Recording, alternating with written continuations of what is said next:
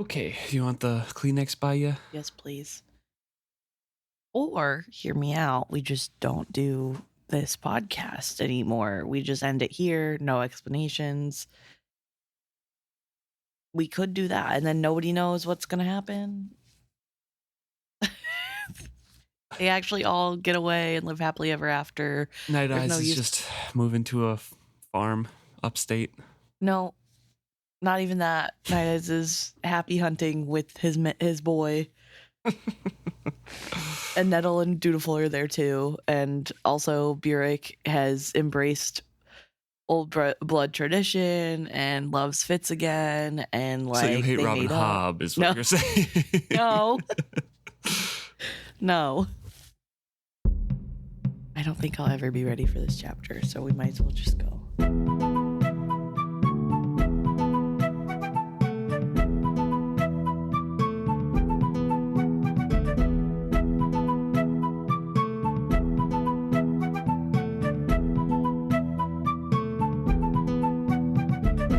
Welcome back to another episode of Is Fitz Happy? I'm Luke. And I'm Emma. And this chapter is 26, Sacrifice. And it is the chapter. Make sure you have some Kleenex, because we be crying up in here. We're going to be crying. Not right away, thankfully, but I think the end of this chapter is going to be so hard to get through. I'm tearing up just thinking about it.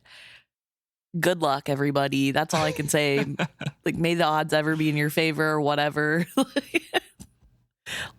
I guess we just get into it. Yeah. And the epigraph for this chapter is about the origin of sacrifice and why the Mountain Kingdom people call their rulers sacrifice. It is an excerpt from Chivalry Farseers of the Mountain Kingdom.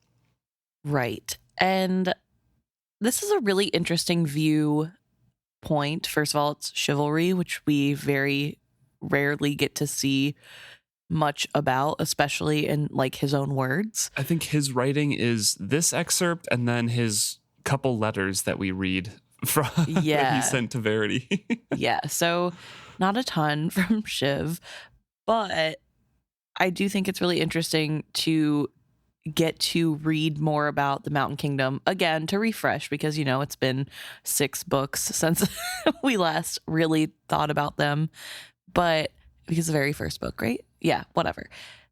But especially knowing that this is coming from somebody who is, 1, not part of the Mountain Kingdom, and 2, somebody probably doing a report. It feels very like official report like. Yeah, because he was the kind of correspondent between the two kingdoms, and he had that friendship with Prince Rurisk as well. Yeah, so it is something that you have to take into mind, that this is not from like Kettrick's perspective where it's more in depth, but it is from a 6th duchy person, specifically ruler's perspective of how the other kingdom rules. Yeah, and there's a couple things in here. One is that the line of rulers originally came from a mediator who would mediate disputes between various nomadic peoples in this area, because it's not a kingdom of any sorts, really. It's just nomads, travelers, traders who happen to have roots in the area or make this area their home or pattern of movement. So this mediator is somebody that eventually people began going to arbitrate disputes. The legends of the Chiirda kings, in quotes, abound with tales of rulers willing to offer themselves as ransom, to risk not only wealth, but also their own lives for their people. From this tradition comes the honorific the mountain people bestow on their ruler. Not king or queen do they call their monarch, but sacrifice. So again, Chiirda is what they call themselves.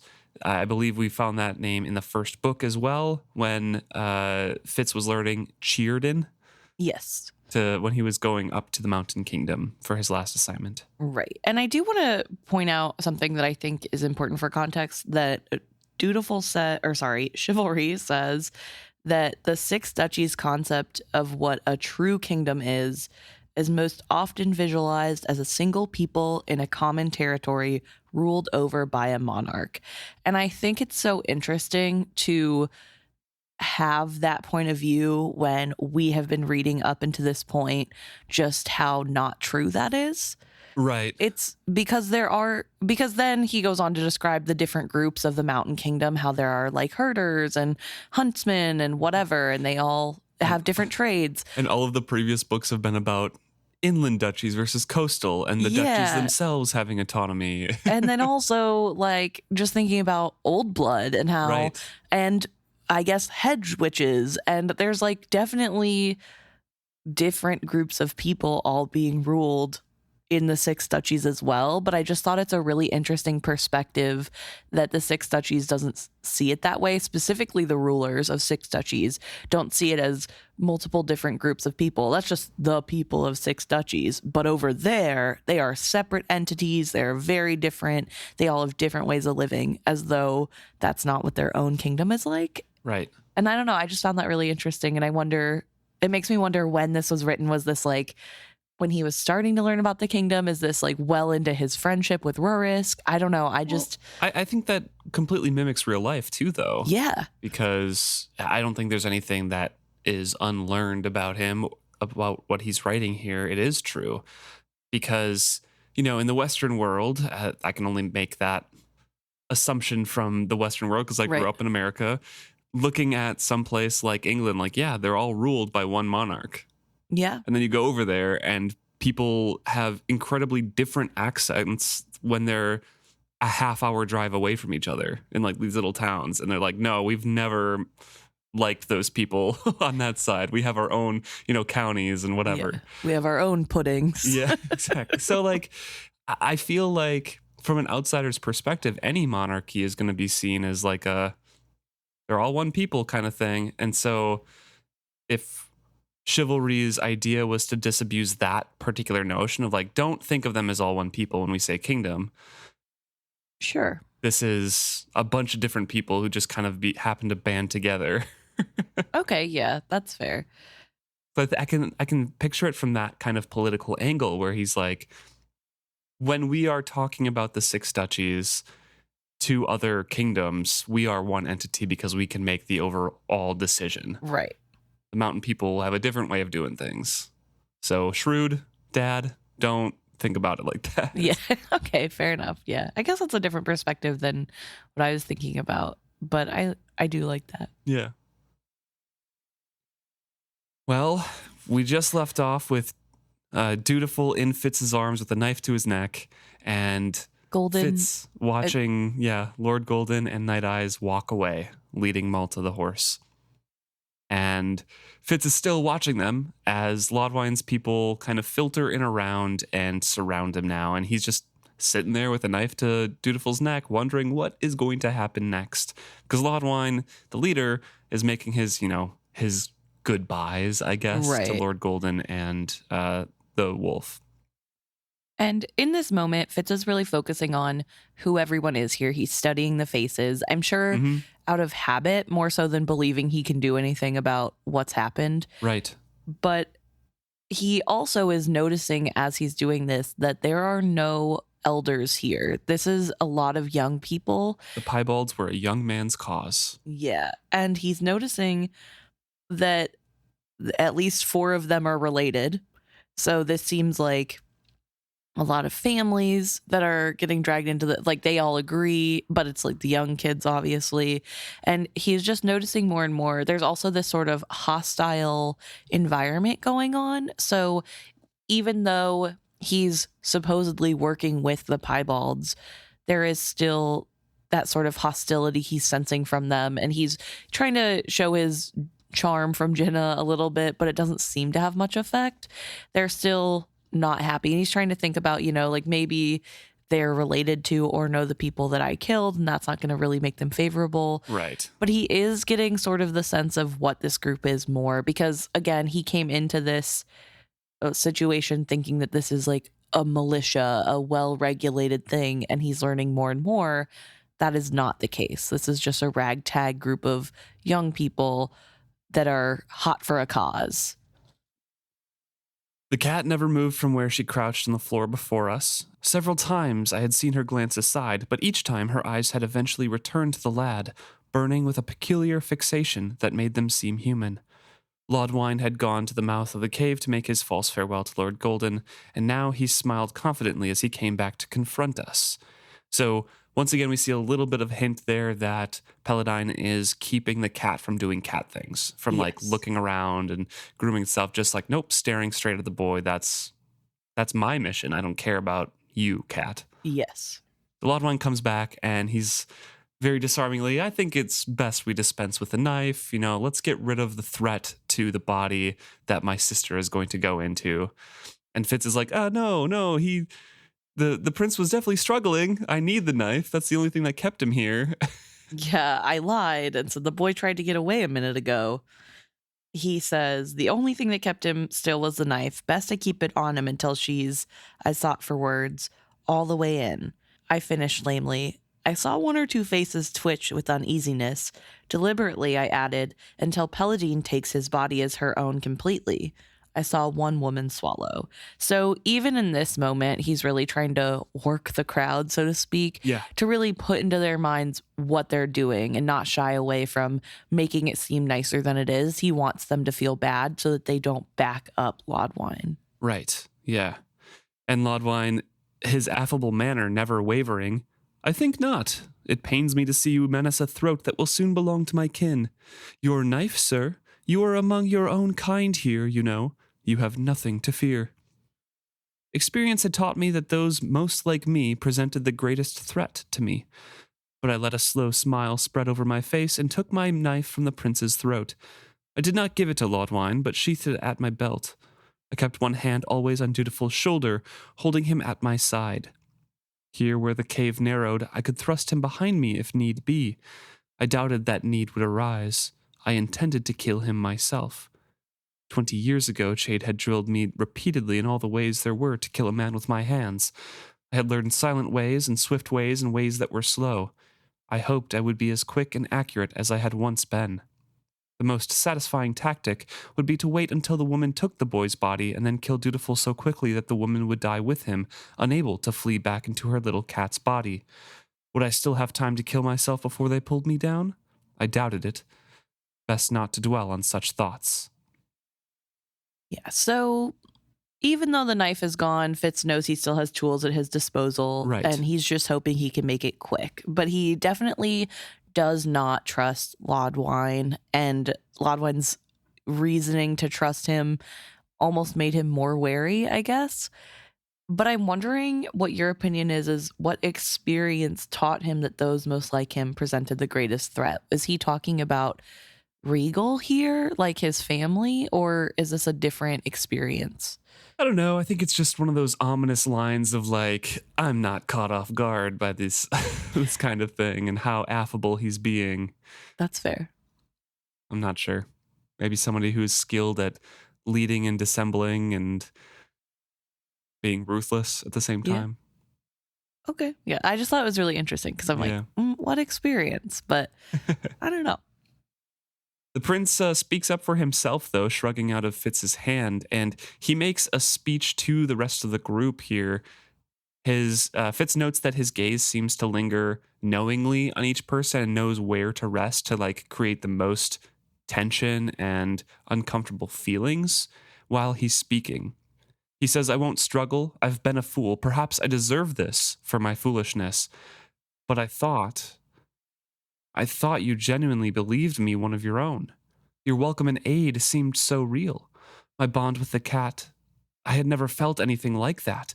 And when the woman came into my mind and she said that she loved me, his voice hesitated over those words, but he forced it on. I thought I had found something real, something worth more than my crown or my family or even my own duty to my people. I was a fool. So, her name was Peladine, was it? She never told me her name, and of course I never saw her face. Well, he folded his knees and sat cross-legged. He opened his arms to the staring cat. Come, cat. You, at least, love me for yourself, for myself, and I know you like this no better than I do. Let us both be done with this. And he looks up at Fitz. A swift glance fraught with a meaning I could not discern. It chilled me. Don't despise me as a complete fool. The cat loves me, and I love the cat. That much, at least, was always true. I knew that when the creature climbed onto his lap, the contact would strengthen their bond. The woman would easily cross into Dutiful. His dark eyes were steady on mine. I saw Kettrikin suddenly in his features, in his calm acceptance of what would be. His words were for me. If by doing this I would be freeing the cat of her, I would rejoice. Instead, I go to share her entrapment.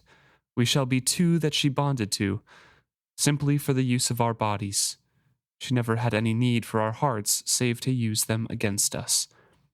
As Fitz is looking around as Dutiful is saying this, some faces have some uncomfortable twinges to them, and some of them are, faces are pale. There's not even an indrawn breath as the cat is walking up. They're clearly uncomfortable. Yeah, one young man even turns away. So yeah.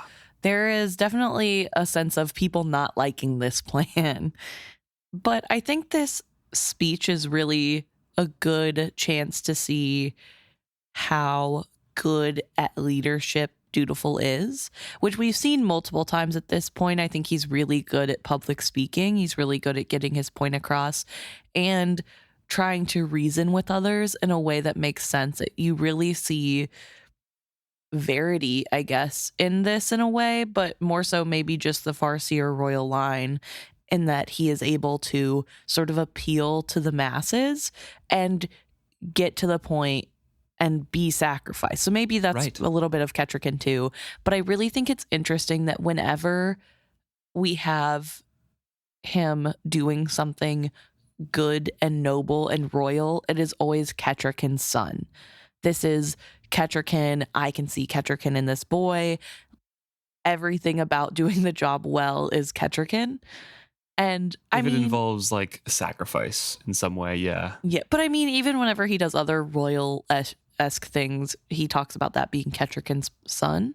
I feel like there was a previous moment in a few chapters back when they were at the campfire with Lord Golden, and I think he mentioned something about the way he was acting. It's just so Kettrikin. And I don't know. I think it's really interesting that in Fitz's mind, everything good about him is not the Farseer parts. You know what I mean? Like, I mean, there is moments where he talks about, this is Verity, talking through Dutiful to me, especially apparent in like the next chapter. There's a moment there too when they kind of bond again. Mm-hmm. But yeah, up till now, I guess so. I can see that, where Kettrikin's son is kind of the he's calmly accepting everything. He's calmly sharing things, even though he's a captive. He's, doing things equally and out of fairness. Right. And that's kind of the virtues there. Dutiful is sitting on the ground, bowing his head to the cat that's walking towards him, and the cat presses her head to Dutiful's head to mark him, like cats do. And she swipes her face against his. Her green gaze brushed mine. Kill me now. The sharp mind-to-mind contact was so unexpected I could not react to it. What had Jinna's cat told me? That all cats can speak, but that they choose when and to whom. The mind that touched mine was a cat's mind, not a woman's. I stared at the little hunting cat unmoving, so obviously Fitz is incredibly confused at this point, and she opens her jaws wide but soundlessly as if a twinge of pain too great to express had passed through her. Then she gave her head a shake. Stupid brother to a dog, you waste our chance. Kill me now. These words struck my mind with the impact of a blow. No, cried Dutiful, and belatedly I realized he had not been privy to her first words to me. So he clutches at the cat, but she launched from the floor to Dutiful's shoulder and then at Fitz, and attacks him viciously, looking to kill Fitz as well, basically forcing Fitz to kill the cat. Yeah, and in this moment, we sort of have a lot of things happening at once, because Fitz is sort of slow motion watching the cat jump at him, getting ready to attack him. And this part's kind of odd to me because it feels like he's already prepping himself to kill Prince Dutiful, I guess. So maybe it's just the sudden change of tactic that he can't quite grasp. But he's really sort of slow to react. He makes a lot of mistakes in fighting the animal. He bares his neck to her. And the only reason she doesn't rip out his jugular is because he's wearing that charm necklace and she bites the necklace instead. But she's still able to get purchase and rip up sort of his stomach.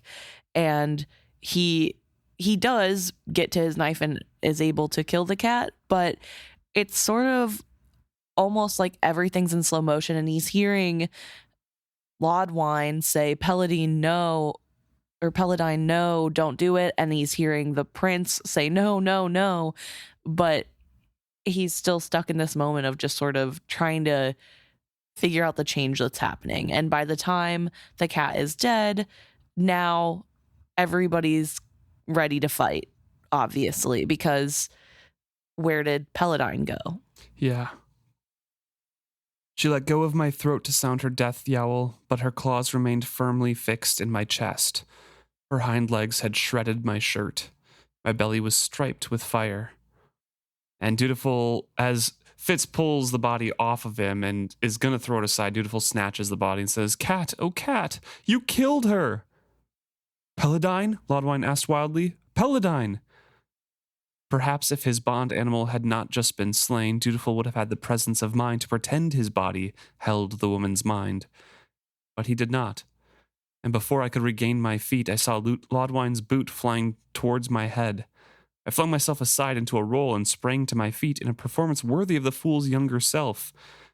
My knife was still in the cat's body, but my sword hung at my belt. I dragged it free and charged at Lodwine. So now he's like, okay, now we're fighting for our lives. Yeah. This is the end. Dutiful, you're free, basically. Yeah, you need to run. You need to run. You need to get out of here. Don't waste your cat's sacrifice. Yeah. It's also really sad because Dutiful is losing the cat.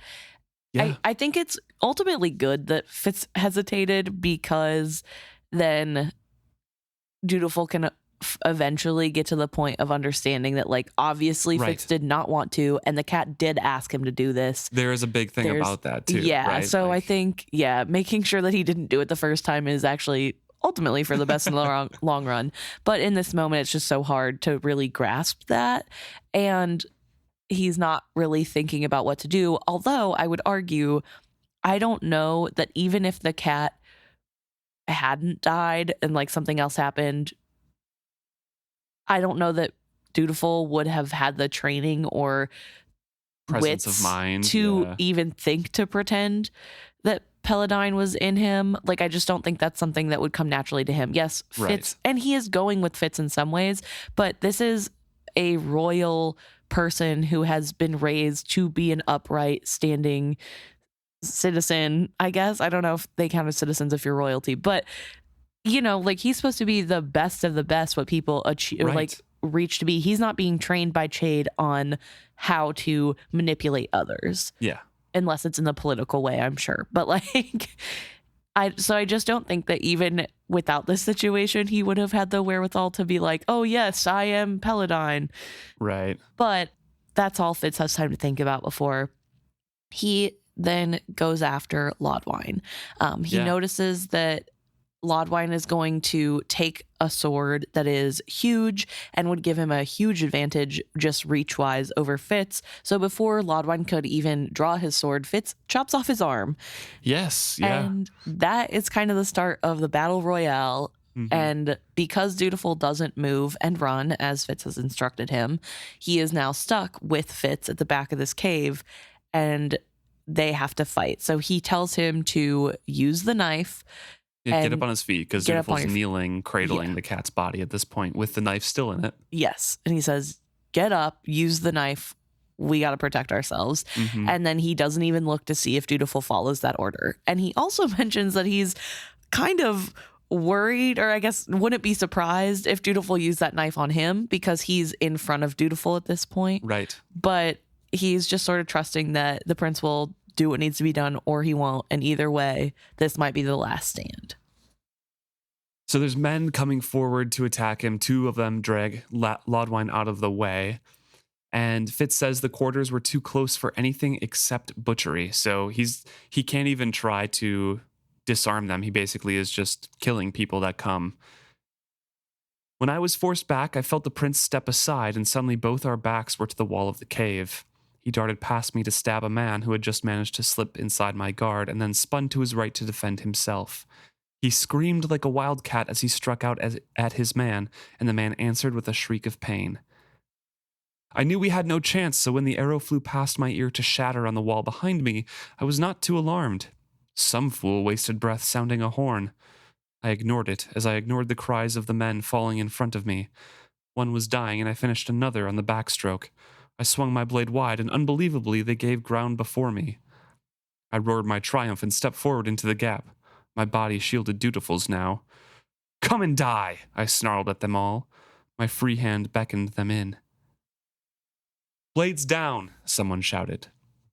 So this is Fitz getting into his battle fury, but we have a little bit more awareness from him than we did from the Battle of Antler Island, where it's just kind of a blur, and he thinks back of oh, maybe I did this. Because this is Fitz in battle. It's not reflecting on what happened. Yeah, it's also sort of, I think, not fully battle fury. I mean, everybody's treating it like it is, including Fitz, but I think because he's so present, to me, it is more just somebody who knows that there's not a good chance of survival, sort of fighting at the end of their life, which seems different than when he is battle fury, because that feels more he isn't there, like you said. Yeah. So I think this is more just sort of a high adrenaline situation. And Fitz was a soldier. This is probably triggering in some way to, I'm sure, whatever PTSD he had from the war. He makes several mentions of ignoring what's happening around him. And I think you really would have to when you're killing people, right? So I think this is more so, to me, reading as just that adrenaline rushing through in this 100%. Last stand moment. Yeah. And so, so somebody does come forward and say, drop your swords. And Fitz isn't really comprehending the changes happening. We are as readers, but he isn't. There's an archer advancing towards him with an arrow knocked and pulled back, pointing at Fitz and saying, blades down. Put it down. It was the boy who had ambushed us, the one who had shot Laurel and then fled with her. As I stood panting, wondering if I should force him to kill me, Laurel spoke behind him. She tried to speak calmingly, but her voice shook. Blade down, Tom Badgerlock. You're among friends. Battle makes the world a small place, makes all life no bigger than the sweep of your sword's length. It took me time to come back to myself, and I was fortunate that they allotted me that time. So Fitz is staring about. He's like, okay, so Laurel and the boy that she fled with are here. Okay, what happened? And he's slowly kind of coming down from that adrenaline rush. Lodwine was still on the floor, but people had surrendered. The other piebalds had were on the floor. They had dropped their weapons, There's something happening here that Fitz is I need time to grasp this. Yes, and there's also 6 strangers now who are older, and they very clearly are taking care of the piebalds. So this is 6 men and 2 women. Yeah. So although they are not people he knows, they're also very clearly not on the side of the piebalds. And again, like he mentioned before, all the piebalds are super young. So having these older people here is sort of a good indicator that something's happening. Yeah. And then here too, I kind of go back to that conversation about Kettrikin's son all the time. I have this highlighted here, that Dutiful put his hand on Fitz's upper arm and says, "Blade down, Tom," he said evenly, and for a moment it was Verity's calming voice in my ear. The strength went out of my arm, and I let the tip of the weapon drop to the floor. So he's slowly kind of, calming down here. Yeah. And I wanted to highlight that because, again, there's some positive connotations going to the Farseer side too, at least in terms for Verity. I mean, I would argue it's a command given to him by our Farseer. Sure, and that's why it's Verity's calming voice. Yes, yeah, but what I'm trying to say is it's not necessarily a good thing associated with Verity. I mean, I don't know. He likes Verity. He likes that he listened to Verity. Yeah. I'm not trying to belittle that, but no, and he definitely does think of Verity in this moment. So So Deerkin says, "Drop it," and repeats that again, stepping closer, hearing the small sounds of a bow-drawn totter. I felt my heart begin to race again. I calculated the distance I'd have to cover. So the aggression is still mounting up here, and Deerkin is still holding it. Fitz thinks that this guy is still a piebald, right? Well, I will say I think the ground he has to cover is more about the Lodwine, because something that we skimmed over is that he's looking at Lodwine still rolling on the floor and thinking about how he needs to kill him now. 2 steps and I could finish him at least. Yes. So I think the ground he has to cover isn't about the archer. I think it's about Lodwine. Yeah. And killing Lodwine before anything else happens. That's fair. "Hold," Lord Golden interceded suddenly. "Give him a moment to come to himself. Battle fury takes him and his mind is not his own." So he pushes his way to the front, not even glancing at the piebalds who grudgingly parted to let him through. And again, this is Fitz saying the piebalds are, grudgingly let him through. He's not distinguishing. He's not saying like these are all old blood versus these are piebalds. These are all piebalds because they're led by Deerkin. Yes. And there's sort of that threat happening again. Yeah. And so he's getting back into the battle fury, sort of. So he steps forward through this crowd and sets his hand on my arm, and I heard a murmur run through the crowd as if he had done something amazingly brave. And at his touch, the sword fell from my grasp. Dutiful drops to his knees suddenly. I found that scene very funny to me because everyone's like, "Oh my gosh, this noble, call him this crazy beast." And Fitz is like, they're acting like he did something brave, as though he's not super scary right now. Right. He's terrifying, I'm sure. Like in this moment. He's terrifying on a regular day, according to Jenna. When he's mad, he's even more so. He's not even mad here. He's just like, "I'm going to die and I will kill you all before I do." Yes. And they literally watched him do that to multiple people before they got there. And not only that, I am sure the whole laughing maniacally and saying "come to die" while he waves them forward wasn't really reassuring that this guy's friendly. So like, I don't know. Come on, Fitz. But for Dutiful, the adrenaline rush is now over as well. And he drops to his knees, cradling the cat's body again, saying, "My cat, my friend," rocking back and forth and keening. A look of terrible concern washed over Lord Golden's face. "My prince," he began worriedly, and starts to kind of like bend over to comfort Dutiful. And Fitz is like, no. Leave him alone to this. Like he needs to mourn. Yeah. And I think this is really big of Fitz because despite the fact that he doesn't like the cat and everything that has just happened to him, he's still being really cognizant of like, hey, this is a pretty big deal to old blood. Like you can't losing your bond partner, even if they've only known each other a few months, is a lot. And he knows that from experience. And so he's sort of like, we just need to give him space and let him feel the sadness. And I think that's really big. Yeah. Also, I'm like crying because it just made me think of what's happening later. But, it's going to be fine. It's going to be fine. And then Nighteyes totters through the crowd and pretty much everybody ignores Fitz from then on because he's just an outcast. He's just Tom Badgerlock the servant. They have more important things to deal with. Yes. And it's really sad to me to see such a really good representation of how Fitz always feels played out in this moment. That even when he was pretending to be on the piebald side, nobody was accepting him as part of the group. Nobody liked him. Yeah. And then they're gone. He's just protected the prince, very obviously protected the prince and made sure he was safe in this whole battle situation. And yet it doesn't really ostracized. He's still being ostracized. Nobody cares. Everybody's wary of him. And he talks a little bit more about reasoning a little bit later, but just in this moment, I want to say that I think it's incredibly heartbreaking to see so beautifully why Fitz always feels like nobody cares about him. And also, it's even exacerbated by what happens in this chapter, right? Because then he's finally left alone and he feels like that for a while. And we'll talk about that too. But it's mostly like his feelings next chapter about like, because he goes into that funk for a while. Yeah. So there's a lot of stuff there, but it's just kind of, a microcosm, like you said, of his Yeah. life right here. And then he loses his only support system in Yeah. it.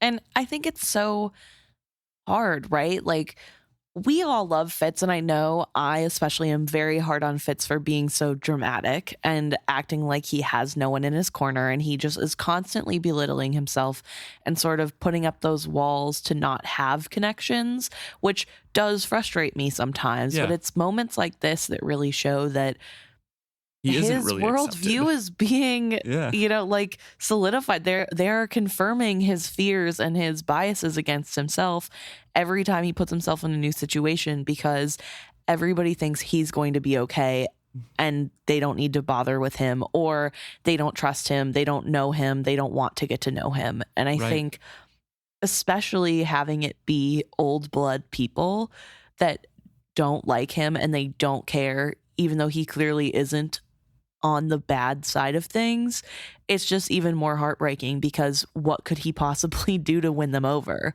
And what a battle to have to climb on your own, like, no wonder he Right. is so depressed and lonely. He notes that Deerkin seems to be kind of leading this group, and Deerkin had brought back a healer, an old blood healer, who paid attention to the prince quite closely. She made no effort to touch him, but only sat beside him and watched him as he mourned. She looked at me once. When our eyes met, her gaze was old and tired and sick with sadness. I fear mine was the same. The bodies of the piebalds were dragged, and too late I heard the clatter of departing hooves and realized that the piebalds who were alive still had been allowed to flee.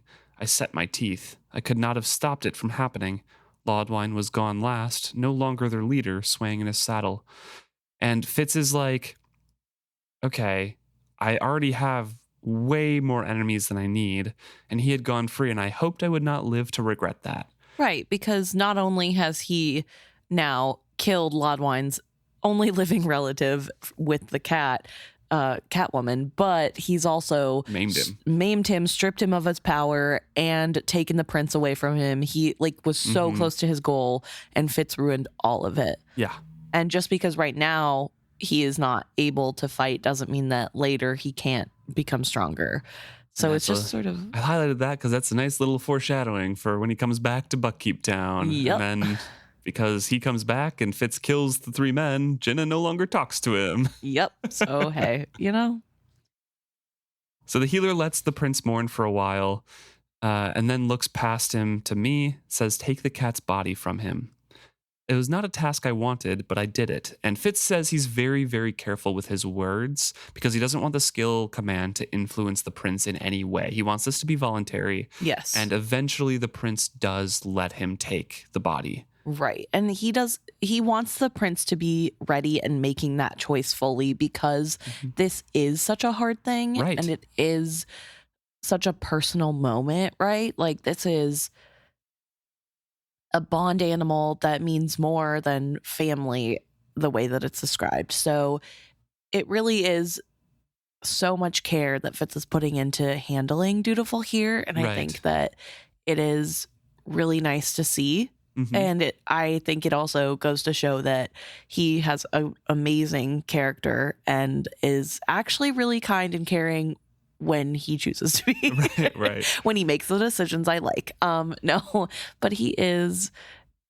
I don't know. I think I'm really getting won over the whole Fitz might be the best dad argument, because honestly, at this moment, he's just so caring. Yeah. And cognizant of the ways in which he needs to act to ensure that this is not influenced by him in any way. Fitz is astonished at how light the body of the cat seems, because he mentions here that, animals in death usually seem heavier, but this cat there's like nothing left. As if she were eaten through with worms, Nighteyes had said, and he was not far off the mark. The cat was a wasted little creature, her once sleek fur gone dry and brittle, and bumps of bones defining her spine. At her death, her fleas were leaving her, far too many for a healthy animal. As the healer took the cat from me, I saw anger flicker over her face. She spoke softly. I do not know if Dutiful heard her words, but I did. She did not even let it keep itself as a cat would. She possessed it too completely and tried to be a woman in a cat's fur. I really want to talk about this line specifically because it brings me back to the dear woman Yeah. at the beginning of this book Mm-hmm. when Fitz talks about that woman and how the old blood community is really mad at the dear woman because That's an abomination. You can't do that. That's kind of what starts the rumors of wit people changing yes. into their beast's skin and doing evil things. Yeah, but I think really importantly that the difference between Deer Woman and Catwoman to me is that the Deer Woman is mostly still living as a deer. Yeah. And while Black Rolf is mad because the deer doesn't go to mating rituals or find a mate, that could be a mutual decision between which is what Fitz and Nighteyes talk about, right? Yeah. They're like, who are we to say that what they decided is wrong? Like, we don't know their power dynamic there. Yes. While the Catwoman and Peladine is obvious what the dynamic was. And I think that's the thing is that it really highlights, if you're thinking about it, that there are some problems with the old blood way of thinking, right? Like the way they've always done things isn't necessarily the best, but you do see the dangers that they're worried about in indulging in certain parts of the magic. And so I think it's really cool to have sort of the whole range of this magic and the society expectations, just because it really gives us a sense of like, there definitely needs to be changes. This is a time of change, as Nighteyes calls it later, but it's just something that there are so many shades of gray and there isn't going to be a good answer for everyone. And so I don't know. I just think it's really a really nice thing to get out of this really sad moment of how that poor cat was treated. Right. Fitz says that it was the way of the piebalds to use the wit only for their own human ends. It sickened me. So everyone, all of the old blood people, came out to witness the cat being buried in a little cairn. The healer spoke first, for Dutiful was too numbed with grief, saying, "She goes on without you. She died for you, to free you both. Keep within you the cat tracks she left on your soul. Let go with her the humanness that you shared with her. You are parted now." The prince swayed a bit as they put the last stones on the cat, and I set a hand to his shoulder to steady him, but he shrugged away my touch as if I were tainted. I did not blame him. She had commanded me to kill her and done all she could to force me to the act, and yet I did not expect him to forgive me for having obeyed her. So this point is really interesting because while Fitz was fighting the cat, something we didn't touch on is that Fitz has a moment of thinking, is this Peladine attacking me, or is it the cat? This is the cat or the woman. And it does matter the difference, but it doesn't change what he knows he has to do. Right. And so I think this, especially coming back here, being like, I killed his cat after the cat told me to, but I still killed his cat. And of course, he's not going to want me near him. Also, another little detail here is that Nighteyes is in between them. And I think it's really sweet that Nighteyes is here to also comfort the boy. Sorry, I'm like pre-crying. But yeah, I think there is something really sweet about Nighteyes being that buffer here because of how awkward it is, but also wanting to be there for the cub that is part of their pack. Right. The healer speaks up again, saying, handing the prince a draft of something, some sort of potion, saying, "You share your share of her death." And he drinks it before Lord Golden or Fitz can do anything. And then healer gestures everyone back into the cave. The prince goes down, lays down. His sobs break out anew, but slowly kind of die down a bit. And the healer says, "A little death," telling Fitz, thoroughly frightening me.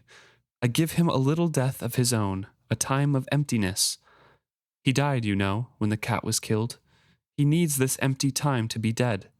Do not try to cheat him of that." Indeed, it plunged him into a sleep but one step shy of death. She settles him onto a pallet, arranging him, and as she did so, she muttered scathingly, Such bruises on his neck and back. How could they beat a mere boy like that? I was too ashamed to admit I had given him those marks. I held my silence. Yeah. And Fitz is really just silent at this point. After he convinced Dutiful to hand over the cat, he's not talking. He's not saying anything to anybody, but he's just sort of taking it all in. And it's sort of mirrored in in the way Nighteyes is being described too, I think, where Nighteyes has come in and Fitz isn't really connected with him in the way that he normally is. And this is because he can tell Nighteyes is hurting so bad that he is trying really hard not to let Fitz feel any of it. And so I think there's something really interesting about this moment where they're both just sort of there observing, but not really a part of anything, even each other's bond in this moment. But we do have this sort of knowledge that apparently now in old blood custom, you do take that time to grieve your partner and have that little death, as the healer called it, which is something that we didn't know until this point, especially first time readers. But I think that's really important to point out because I don't believe Fitz ever gets a moment of little death in between any of his partners, but especially not Nighteyes. And so clearly this is sort of also just another thing that Fitz is, I don't know, struggling with. He's doing a different way. And there are some questions as to whether it is tradition for everyone to do that or if it's just like for tragedies, because they never offer it for Fitz either. And I feel like if it was so deeply ingrained, they could probably at least ask if he wanted his own, but I'm not sure. Yeah, I guess, I don't know. I just assumed that it's because they don't like him. That they really have disdain for him, and if he's not going to live with the old blood ways, he doesn't get the old blood ways, you know? Right. Feels like punishing. But I don't know, maybe that's just my cynical read of it. The healer gestures over to Fitz and says, like, I can deal with you and the wolf now that the boy is taken care of, because his wounds were more grievous even if they weren't bleeding. So now Nighteyes is very calm. Well, not calm, but he's very contained and letting this healer put, salve and unguent on everything and not snapping. And Fitz gets seen to and all of his wounds dressed as well. And then they're just kind of ignored. But the healer talks to him a little bit, saying, the cat meant to kill you, no mistake about that. But it was no will or fault of her own, I'm sure. And not the boy's fault either. Look at him. He is still a child to our ways, far too young to bond. She lectured me severely as if it were my fault. He is unschooled in our ways, and look how it has hurt him. I will not tell you lies. He is like to die of this, or take a melancholy madness that will plague him to the end of his days. She tightened the bandage around my belly with a tug. Someone should teach him old blood ways, proper ways of dealing with his magic. She glared at me, but I did not reply. I only pulled what was left of my shirt back over my head. As she turned away from me, I heard her snort of contempt. Nighteyes wearily lifted his head and set it on my knee. Are you going to teach him? I doubt he'd wish to learn anything from me. I killed his cat. Who will, then? I left that question hanging. So, because we're rereaders, we know that the person who will teach him is the Brazinga boy. I cannot, for the life Civil of me, a bit, Civil, and then yes. Webb comes in as well, and he takes up like a formal education. Yeah. So he will eventually get trained, but I think it's really interesting that Fitz's biggest push against not teaching him now is because, he wouldn't want to learn from me. But later, when that is very clearly not an issue, he still says no and doesn't want to teach the prince anything about it. He does not ever take up that role. Maybe he'll have other excuses then. Who knows? But also, I really think we see some of Fitz's own guilt peeking through here, and in that he's like saying that she lectured at me severely as if it were my fault, while she's saying, hey, he needs to learn. This is what happens when you don't learn the ways. Right. And somebody needs to teach him. I think it really shows that I think Fitz does feel guilty for not being there for for Dutiful, and that he is feeling that guilt. And I don't know if this woman is shaming him specifically. I don't know why she would assume Fitz has always been around this kid. Maybe she sees that they're related. Or, I mean, Nighteyes knows that they are related. So maybe it's like an old blood thing that she, as a healer, can see. I have no idea. Just like he's kind of the guardian of this kid at the moment. So True. I'm going to admonish him. Yeah, that's fair. So whatever the reason, I don't know if it's necessarily trying to shame Fitz specifically or just the situation in general, but Fitz definitely does take it personally. Mm-hmm. So the healer goes off to join the council that is happening. It's Deerkin addressing, with Laurel sitting in between them, but Deerkin addressing Lord Golden here. And Fitz observes that a lot of these other old blood elders are kind of lounging around, and they're content to let Deerkin speak for them, but quite obviously they are the power behind this. They're the ones kind of addressing that. Right. And he says, for all their casual postures, I sensed how keenly they listened to what went on. Deerkin might speak for them, but I sensed they would listen to be sure his words were what they wished said. Yeah. So Fitz has a little self-deprecating section at the beginning of the next paragraph saying, like, it was not to Tom Badgerlock that these old blood riders explained themselves, but to Lord Golden.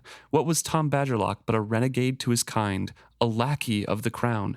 He was worse by far than Laurel, for all knew that she had been born to an old blood family, the talent was dead in her. It was expected for her that she must make her way in the world however she might, however half dead to all life that blossomed and buzzed and burned about her. No shame to her that she was a huntswoman to the queen. I even sensed an odd pride in the old bloods that one so impaired had risen so far. I had chosen my treason, however, and all the witted folk walked a wide swath around me. Some of them were cooking meat, and Fitz asks Nighteyes for if he wants food, and Nighteyes is like, no, I'm too tired to eat. And Fitz is like, yeah, kind of me too. Plus, I'm not going to go asking them. Yeah, he doesn't feel comfortable eating the food of people who so clearly despise him, which is really fair. He is very tired and very injured, and all of his training his whole life is like anybody could be trying to poison you at any time. Right. So obviously, in his weakened state, he's not going to trust other people's food. And Fitz is also in his like self-deprecating way. He's like, I refuse to feel hurt that the fool had spoken so little to me because Lord Golden is, has his role to play. Right. So. Which he's a little busy at the moment. He is busy. I mean, Fitz can still feel hurt about it, right? Yes, for sure. But like he totally understands that. Like, I know I can't speak to him, but I still like kind of wish that he made some sort of move to me besides making sure my sword fell down, and then that's it. Yeah. No, I don't know. I get it. But we also have here, in this moment, I'm sitting here thinking, is it that they're avoiding him because he's a traitor? Or is it sort of Fitz inferring that? I think he's inferring that for sure, because he's obviously working for the crown, right? Right. And the crown is, like the piebald said, it's true for all old blood, is basically an enemy to witted people. Yeah. And has been for a long time, specifically with Regal only, 20 years ago. Yeah. 15 years ago. Not a great look for sure. Yeah. But I don't know. It does make me wonder. I mean, he's also obviously very injured, and he is with his sickly dying wolf. I'm wondering if more people are giving him the privacy because of that situation, and he's reading more into it. I do think it's a little odd they wouldn't want Fitz there too during this conversation, everybody, because he is a grown-up and he very clearly has some type of role in what's happening. And maybe he could help also with the sort of explaining to Lord Golden that not all old blood are piebalds sort of deal that's going on. But I don't know. And I do think that some of it probably is sort of that distaste of Fitz and how he chooses to live. Right. But definitely could be a little bit more of a privacy and consideration thing. Right. And Fitz isn't really helping himself by staying where he is and not going up to join the circle, because there's no nothing really indicating to me, at least, that he would be shunned from what's going on. Right.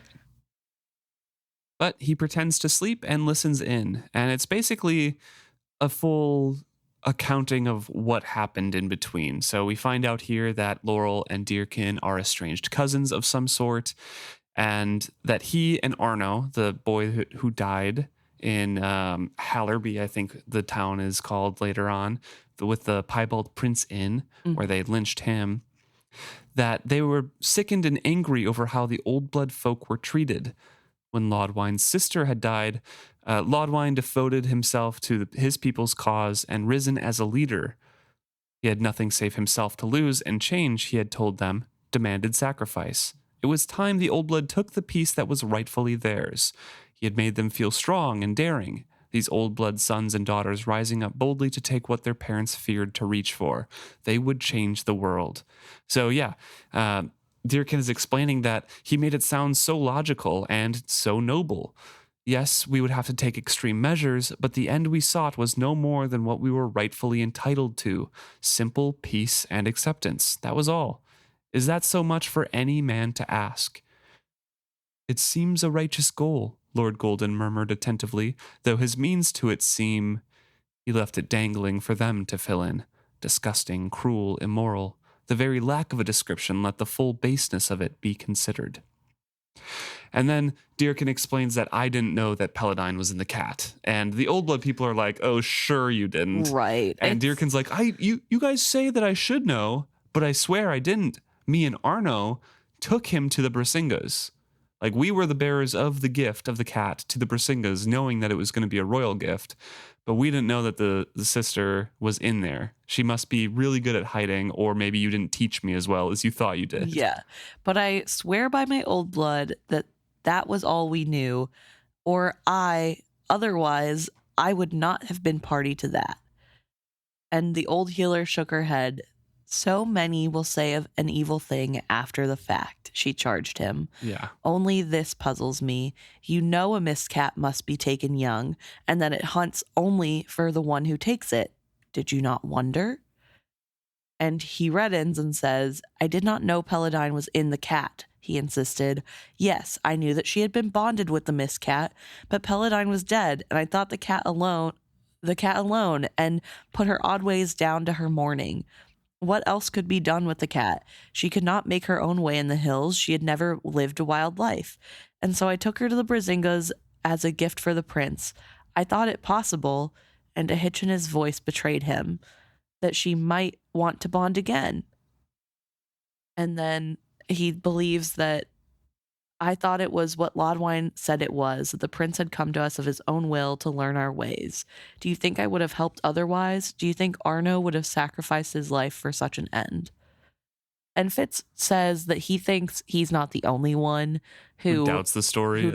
Story, yeah. But this isn't really the moment to hammer in on this point, so everybody sort of lets it go. Yeah. But I think the healer's words there of like, yeah, so many will say that of an evil act after the fact. Like, no, I didn't know that's what they intended. I didn't know that's what it was. I was just following orders, right? Like I'm not as guilty because I didn't know explicitly. Mm-hmm. And I think that's a really good quote.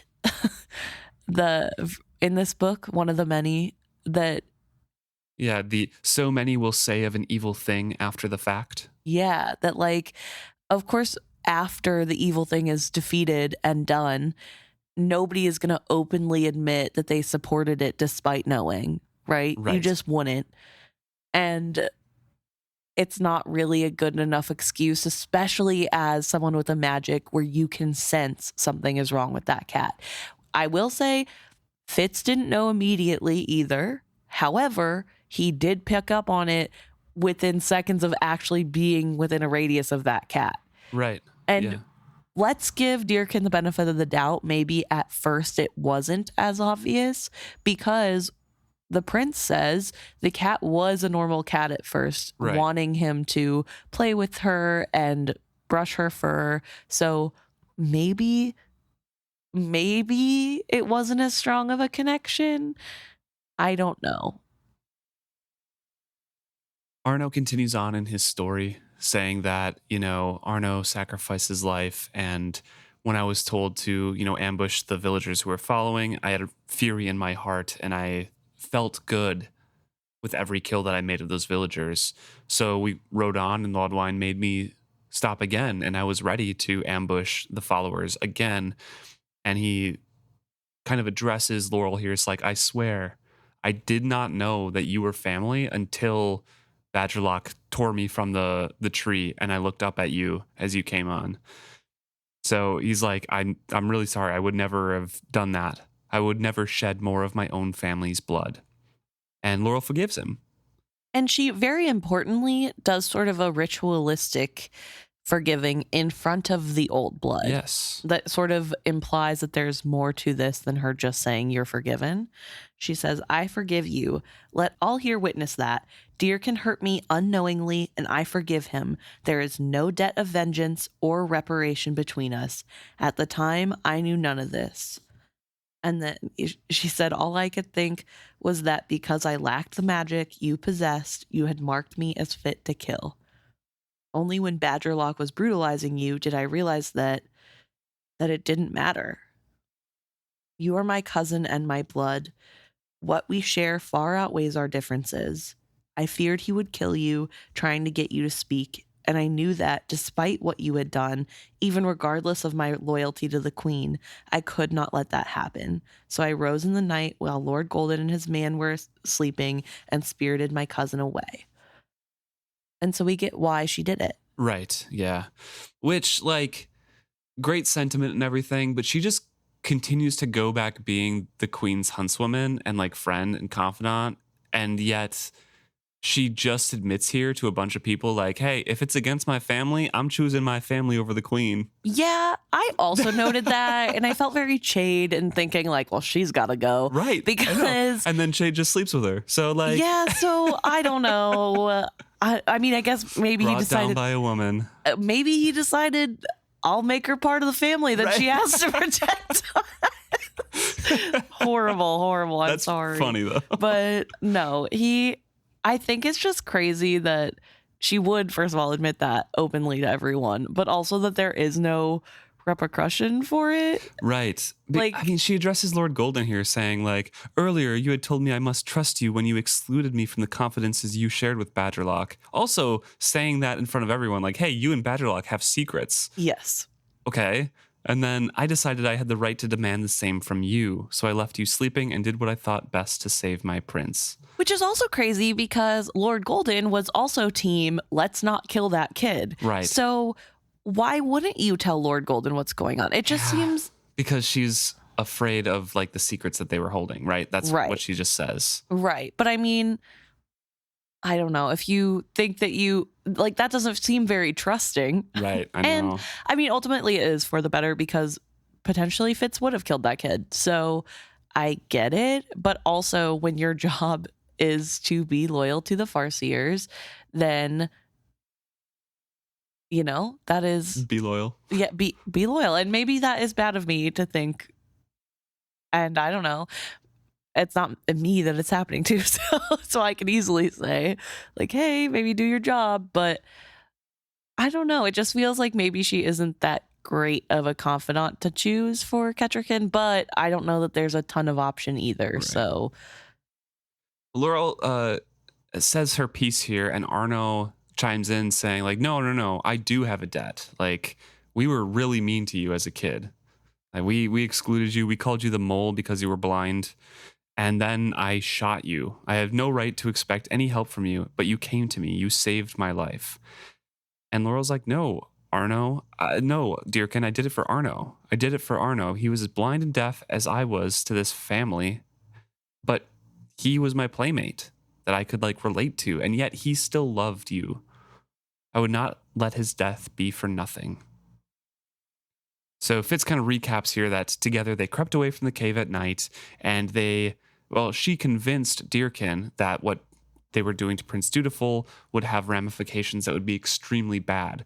Basically bringing up what you had said in the previous episodes that hey, Kettricken's trying. She's the best one to the old blood that we've had for a long time. And you would, destroy that relationship with the only monarch that's had any sort of inkling to helping the old blood. Like, Right. what, this is going to be awful. So Right. let's go around to the old blood elders in the area, door to door, because they're all scattered, and try to make people talk to Lodwine. Right. And I mean, so I guess in a way she is good at her job because she is still thinking about the queen and how this will affect the queen. But ultimately it's for selfish reasons because she doesn't want her family hunted down by a vengeful queen. So I don't know, whatever. Right. But importantly, I think we see sort of what it's like to be of a family that has magic, but not have the magic. And I think that's sort of a theme that comes across in these books a lot, of people feeling left out because they're not part of a different group, or they feel othered and different, and so then they lash out. And although Laurel's lashing out wasn't as bad as some others, we do still see that she did have a lot of prejudice against them until she was faced with the fact that, hey, my family could die if I don't do anything. I don't know. I just think that there's something big about that. Yeah. Yeah. She looks around at all the old blood people saying, you know, to those of you who came, I give great thanks. And if you would let me, I would make your names known to the queen so she would know where her debt lies. And where to bring the sword and the rope? The healer asked quietly. Times are not yet kind enough for names to be given, Laurel. We have yours. If we need the queen's ear, we can seek her out through you. So Fitz kind of gathers that, like, oh, they all, you know, cleave to the old teachings. They're the classic old blood here. But there's still that seed of anger and mistrusting that there's always going to be to the Farseer line. Lodwine wasn't like alone in this, you know? And Fitz kind of gathers that through all of these things. He says that these reasons, like seeing all of your folk hung and burned, is enough to turn any man's reason. But he had seen the error of his ways, thank Ida. And thanks to Laurel, he hoped his cousin would forgive him the cruelty of their childhood years. So Deerkin and Laurel kind of make up here. And while it's quite obvious to see where that anger can come from, he's saying, like, okay, the way that Lodwine was going about it is not the way that we should go about it further. Right. And I think it also sort of gives grace to the fact that things have been ramping up recently, and there has been a lot more deaths to people who are innocent, and they're only being killed because they're different. And so, of course, the younger generation watching this happen, who maybe don't remember Regal, or do sort of remember Regal only because of how it affected their older family members, I think it really just deepens that sense of, like, we're really being persecuted here and this isn't fair, and we have powers, we should be rising up. Whereas maybe older generations are seeing this as just another valley or hill going into a valley where over time maybe it will lessen again, and that this just is a trend. And so I think it really does open up that sort of, like, of course people who are persecuted in that way can't continue to be persecuted with nothing happening. Like, they're gonna stand up for themselves, even if they pick a way that isn't a good way. Fitz, we have a break in him listening into the council here, just to kind of have Fitz talk about his connection with Nighteyes right now. He doesn't know where Nighteyes' pain starts or ends and his starts or ends. It's all kind of mingled into one. And he says that even if pain was all that we could share now, I would revel in it because we would be sharing it. And he looks over at Prince Dutiful and says, like, well, he can't share that now, so I have to appreciate what I have. I felt myself wavering in and out of awareness. The wolf's heavy sleep tugged at me, a pleasant lure. Sleep is the great healer, Burek had always told me. I prayed he had been right. As if they were the notes of far-off music, I sensed Nighteyes' dreams of hunting, but I could not yet give in to my longing to share them. The fool might be confident of Laurel and Deerkin and their fellows, but I was not. I would keep watch, I promised myself. I would keep watch. And so he still is looking to observe them here. Laurel sat between Lord Golden and Deerkin, but she sat closer to the noble than she did to her own cousin, and the talk had moved closer to negotiation than explanation. I listened keenly to Lord Golden's measured and reasonable words. Basically, Lord Golden here is saying that I cannot speak for her, right? Yes. However, the crown and the Farseer name will not shield Prince Dutiful from persecution as a witted one. Rather, they will be as oil thrown on a fire, it will immolate him. So obviously we missed a little bit of the old blood saying like, hey, we need, like, Prince Dutiful can just say he's witted and that will Right. help a lot, right? Yeah. And Lord Golden's like, I'm not going to speak for the queen, but if you do this, it will ruin any chance you have of Yeah. having a good time for witted folk, because we understand that the feeling is bad. And since the feeling is that bad, if Prince Dutiful announces himself as witted, they're going to get torn down and Yeah. replaced with somebody who is going to persecute everybody. He also mentions that he feels like maybe his take should be taken with a grain of salt because he isn't, he's just a noble visiting from a different land, but ultimately having that outside perspective gives him better insight into maybe what is going on that they can't see because they're too close to it. Right. Which in some ways is true, but also I think it's a really good cover for the fact that he actually does know a lot more Yeah, than exactly. he should in his position.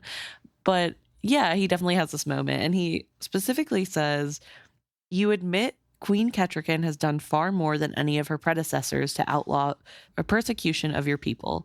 But if she reveals that her son is witted, not only may both he and she be thrown down from power, but her very efforts to shelter your folk will be seen as a suspicious attempt to shield her own blood. So it's not as simple as just come out as witted and everything will be fine. Now people are going to start looking at Kettricken as suspicious for even trying to help old blood. And Right. it's just a vicious cycle. The old blood have a response to that. Of course, Deerkin is still speaking up for them, but obviously they've talked through this whole thing, because at the end of Deerkin's statement here, one of the old men kind of nods slowly to Deerkin's words. But Deerkin basically says, yeah, Queen Kettricken outlawed it, but the witted people are not, like, fine now. People are Yeah. still dying. They just kind of drum up false accusations and people still die. And people will swear to the false accusations. Perhaps if the queen sees the same threat to her son that my father sees to his, she will take greater action on our behalf. So the old blood is basically like, yeah, let her feel some of that heat, because then she can make stronger laws and enforce them, maybe, Right. Because, I mean, ultimately, they don't understand the politics of ruling a nation, right? Right, And I yeah. think this is a really big thing to bring up, because I myself sometimes get frustrated reading this part of the chapter because they're so like, who cares if it's a danger? Maybe that'll help. Because they don't understand all the little things that go into ruling, and they shouldn't have to know, right? Like, that's not their job. They don't rule the country.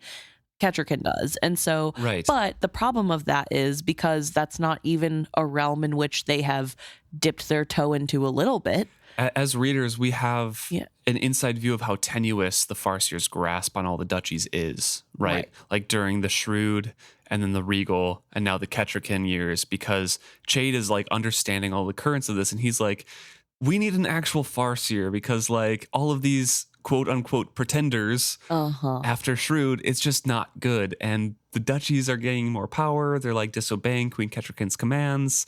Yeah. And She can't just say a law and then it happens, right? As these old Right. blood folk think, because they think that a kingdom is one people ruled by a monarch, right? yes. Going back to the beginning. Yes. And I mean, you have to think about the fact that they don't really live in cities. I mean, they might Right, live in yeah. small towns, but not really. They're more off on their own in the wilderness, on farms and the like. And so they don't even have the concept of the whole of the duchies. They know what they're experiencing, and yes, it is horrible, but they don't understand the strings holding back Kettricken from just fixing it already. And I think ultimately that is part of the problem with the piebalds too, right? Like, even as horrible as their plan is anyway, Peladine would have failed no matter what. She would have just been killed in Dutiful's body because ultimately she, first of all, was not trained to lead a nation, but second of all, is going to immediately expose herself as witted, and that's not going to go over well. Yeah. It just, I don't know. They just don't understand all the little pieces. And so you have here this sort of pushback to Lord Golden saying, hey, it's a little bit more complicated, to saying, well, maybe it needs to be, so she takes it seriously. And Lord Golden responds to that, I think really artfully, by saying, I'm not going to promise anything for the queen because I'm not the queen and I'm not going to make promises, but I will promise that I will give a thorough account of what happened and how the old blood acted differently than piebald. Like, I will explain what has happened here and the plights that you have brought to me so that she can hear that. And he also brings up Laurel again because Laurel is kind of adjacent to this community and saying like, yeah, and Laurel is not just the huntswoman, but a confidant and a friend to the queen. And she'll also give her accounting, right? Like, you have people on your side, but I just can't promise. I can't do any more than that. Yeah, I can't promise what the queen will do. And old blood people are like, okay, go on, dearkin, because they still have the upper hand here. They have the knowledge, right? The knowledge that Fitz always fears will get out. And dearkin looks uncomfortable, but speaks on, saying, we will be watching the queen and listening for what she will say to her nobles. We know better than any the threat that Prince Dutiful would face, were it known that he has old blood in his veins. They are the dangers that our brothers and sisters face every day. We would that our own were not at jeopardy. If the queen sees fit to stretch forth her hand and shield our folk from persecution, then old blood will shield her son's secret. But if she ignores our situation, if a blind eye is turned to the bloodshed, well, I take your meaning, Lord Golden replied swiftly. His voice was cool but not harsh. He took a breath. Under the circumstances, it is perhaps the most we could ask of you. You have already restored the Farseer heir to us. This will kindly dispose the queen toward you. So we expect, Deerkin responded heavily, and the men behind him nodded gravely. So again, they have that knowledge hanging over the Farseer line now. So it's another thing to contend with later on, that the Farseers have to know that a group who is interested in making changes can blackmail them. Yeah, I think a knee-jerk reaction for me is that I want to be like, that just ruins your whole cause. Like, you're being evil. You're blackmailing the crown. But also, I think, taking a step back, they are at their wits' end. Yeah, they're taking any kind of rope that is hanging over the side, even if it's twine. Yes. They're taking rope hanging over the edge of the cliff. And I mean, ultimately, how much power do they have? Because even if they were to out the prince, I think Chade would have no trouble being able to squash that. Possibly. Like, yeah. I mean, at least in the moment. And they know exactly who these people are, so they know who to target. And, you know, I just feel like ultimately it's not even that solid of a threat. But I think it is sort of their last chance of like, hey, we're serious. This has to change. Like, we can't just leave here and continue going as we have been. You need to do something. Mm-hmm. And I think it's hard that Lord Golden is the one talking to them because he is so sympathetic to the underdog. Not that I know. Not that Kettrican isn't sympathetic, but I think especially Beloved is so on the side of people who are persecuted. Like, he wants freedom for everyone, not just some people. And so the fact that it's him getting talked to, I think also is sort of ringing in the right ears, maybe. I don't know. I think it's probably lucked out for the best that they got him to talk to. True. That wraps up that kind of council conversation that Fitz overhears because sleep is now beckoning him. And this, until the end of this chapter, is him speaking with Nighteyes. Yep. He talks about how he does still want to have that sort of vigil over what's going on, but he's sort of cuddling into his dog whose fur is matted with the... Not a dog. Sorry, his wolf. Sorry, Nighteyes. His wolf, whose fur is all matted with the unguent and is sleeping so soundly. And he just wants he wants to be with Nighteyes because Nighteyes is sort of holding himself apart again. So he pushes through the pain to uh, get to the heart of Nighteyes. He says, I opened myself to him. I sank my consciousness past the red pain that bounded him until I found the warmth and humor of his soul. Cats, worse than porcupines, much worse. But the boy loved the cat. Cat loved the boy, poor boy. Poor cat. The woman was selfish, past selfish, evil. Her own life wasn't enough for her. That was a brave little cat. She held tight and took the woman with her. Brave cat. A pause. Do you think it will ever come that witted folk can openly declare the magic? I don't know. It would be good, I suppose. Look at how the secrecy and evil reputation of it has shaped our lives, but it has also been good as it has been. Ours, yours and mine. Yes, rest now. Rest. I could not sort out which thoughts were mine and which the wolves. I didn't need to. I sank into his dreams with him, and we dreamed well together. Yeah, so I noted, even before I continued to read on, I noted that exchange. I'm like, you can't even tell who's saying what because they're so close. And then it immediately says right after, yeah, I can't tell whose thoughts were whose. And I'm like, oh, okay. Okay. I thought I was so clever there. Yes, but it is a nice little conversation. I love that. Cats worse than porcupines. Cats are worse than porcupines is the first thing Nighteyes says. Maybe it could have been Fitz that said it, but I don't know. I love that Fitz's description of Nighteyes is that he's getting to the spirit and humor that is under the pain, because that's who Nighteyes is. Yeah, true. And they sing together in this dream, and Fitz doesn't know if it's Dutiful's loss that put us so much in mind of all we still possessed and all we had had. We dreamed of a cub hunting mice beneath the rotting floor of an old outbuilding, and we dreamed of a man and a wolf pulling down a great boar between them. We dreamed of stalking one another in deep snow, tussling and yelping and shouting. Deer blood hot in the mouth, and the rich, soft liver to squabble over. And then we sank past those ancient memories into perfect rest and comfort. Healing begins in deep sleeps such as that. I wanted to point out kind of those dreams, because hunting mice in the rotting floor of an old outbuilding is when Fitz first got Nighteyes. He's stored him in that old like shepherd's hut.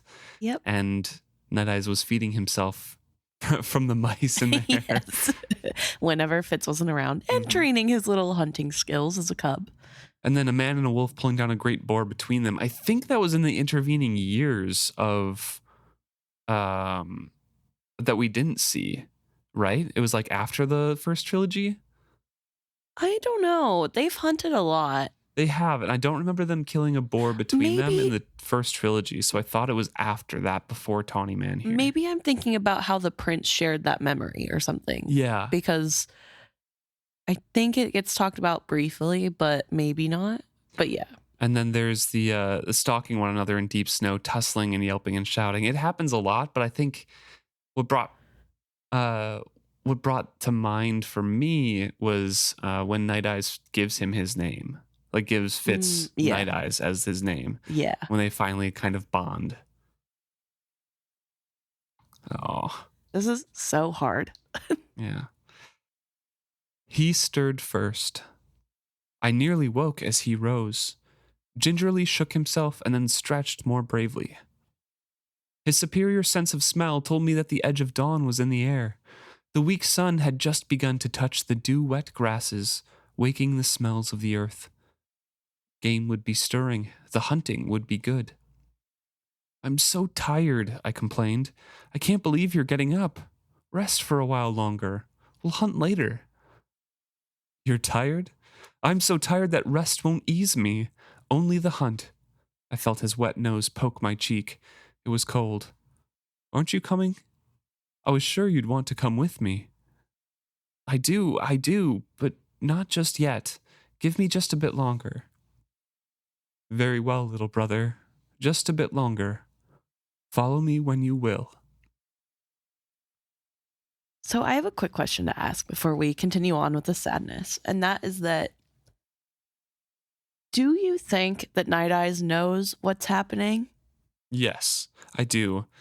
And I think that's why he asks Fitz, don't you want to come? I thought you would. Yeah, yeah. Boy, you talk about leaving all the time. You're not ready yet? Right, yeah. And I think if Fitz knew what was happening, he might have said yes. I don't know. I think if he would have been more willing, Nighteyes would have been like, come on, you got other stuff to live Yeah. for. Because he's contrarian like that, you know? That's true. It is Nighteyes.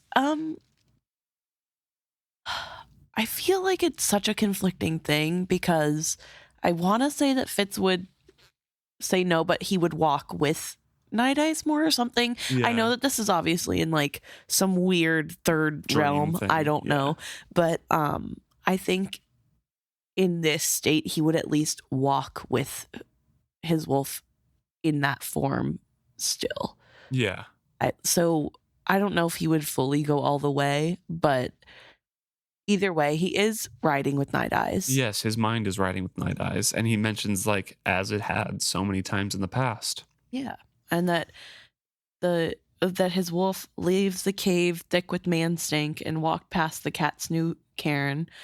We smelled her death in the musk of a fox who had come to the scent, but turned aside at the smell of the campfire's smoke. Swiftly, we left the camp behind. Nighteyes chose the open hillside instead of the wooded vale. The sky overhead was blue and deep, and the last star fading in the sky. The night had been colder than I had realized. Frost tipped some of the grasses still, but as the rising sun touched it, it smoked briefly and was gone. The crisp edge of the air remained, each scent as sharp and as clean as a knife's edge. With a wolf's nose, I scented all and knew all. The world was ours. The turning time, I said to him. Exactly. Time to change, changer.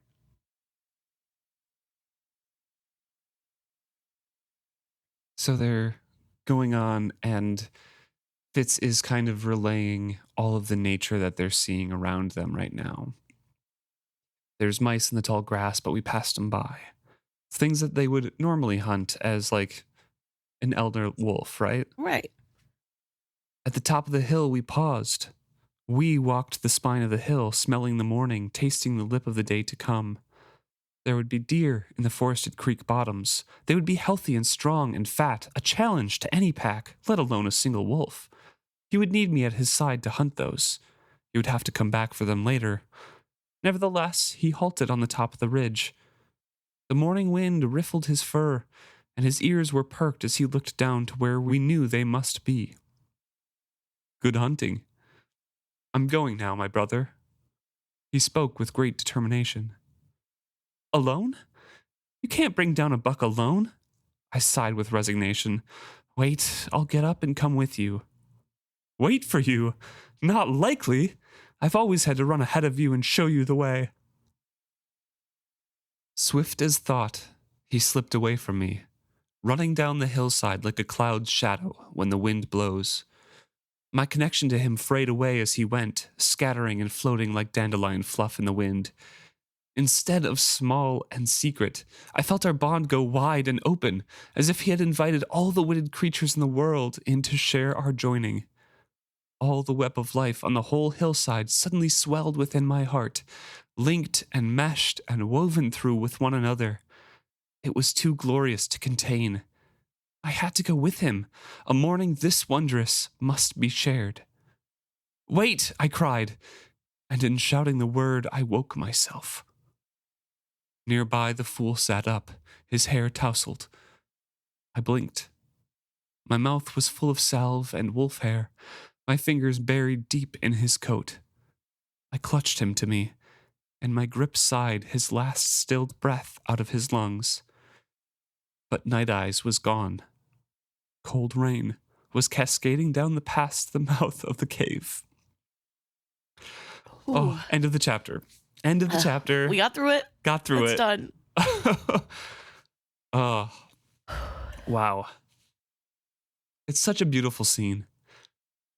And what really gets me is like all of it, really. But if I had to name one thing, the whole of it.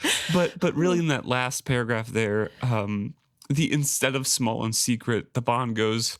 It's getting me again just thinking about it. The bond goes wide and open, which is so antithetical to everything that they've had to do in their life so far. Right. So it's a really beautiful, beautiful scene. And I hate Robin Hobb for it. I mean, honestly, I love her because she could have been way worse than Nighteyes. So, like, shouts out to letting Nighteyes have a great last moment, and that, like, they got to say goodbye in a really special way. But honestly, one of the only ways that like we see like close characters die in this, that is a beautiful send off, because Beric and Shade both die off screen. Yep. Fitz is riddled with parasites and not doing well at the end of his life. Like it's probably the most beautiful scene that we get of an end in these books. And I think also it brings to mind sort of when Nighteyes runs, this bright, beautiful, open place where all of the senses are expanded and we have... You can hunt deer. You can hunt deer again. But I think just the description of how good it feels to be in this space, to have that wide open connection, is in a way similar to the skill stream and how it's described, but it feels a bit like a healthier version, if that makes sense. It's more present, right? It's because it's grounded in that reality that they have shared. And it's not nature, just kind of an ethereal place where they're floating. Right. Yeah. No, I feel like that part really got to me because it does have remnants of sort of the skill stream and how sometimes Fitz will feel the people who pass away in the skill stream. Right. But this is more open and free, whereas that feels more like a trap in a way. I don't know how to explain it well, especially with how much crying I'm doing, but I feel like whenever we hear about the skill stream, as much as it feels good to unravel into, you sort of lose yourself in it. Yeah. Whereas this didn't feel like you are gone. You are just one with everything else. Yeah. I guess. And like, there is no re-raveling to be done. You still know who you are. You just also have a sense of where everything else is. Yeah. And so I think that's really beautiful.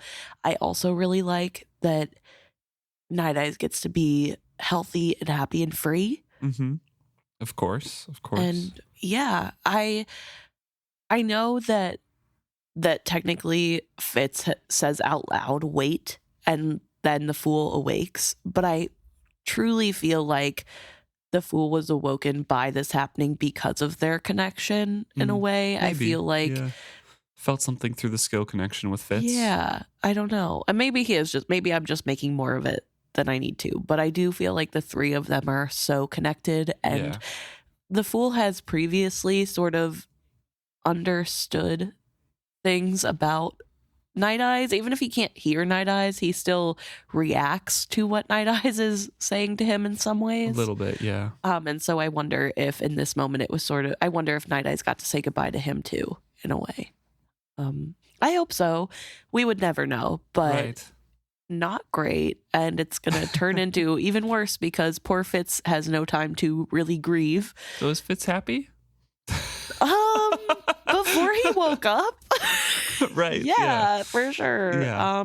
Nighteyes is, and you know what? Honestly, that's important. So, it is, yeah. And I think that's something to remember is that Nighteyes was happy. We also get Nighteyes back in the future trilogy as well as Wolffather. And I mean, we'll speak about it more then, of course, but this is an apt time to just kind of bring that up, that because Fitz and Nighteyes shared so much together, and mingled their essence so long together, more of that essence does get passed on to B as well. Mm-hmm. And though Fitz knows that Nighteyes is gone, that part of Nighteyes can speak up into B a bit. And I think So, okay, there's part of the Old Blood that talks about how when your bond partner dies, Right. you still hear from them. Yeah. And it's somewhat like an echo, but it's more than an echo. It's really unclear. It's hard to We explain. talked about that too a little bit. And I think Fitz can still talk to Nighteyes, and it is. Yeah. I don't know if it happens in this trilogy at all. I don't think he actually talks to Nighteyes. I think it's more of like thinking a thought and then, oh, this is how Nighteyes would say it, and that you hear him in Nighteyes' voice, right? And maybe that's just us kind of, or Fitz himself being like, he's gone, he's not actually talking here, but I can hear him. And that's how it's kind of explained to us in the book. And if that same thing is happening with him that it does with B, but B doesn't know Nighteyes, so it can just say like, oh, this other person is talking to me. Or if it's actually just kind of like what Nighteyes would have said. I'm not really sure. Yeah.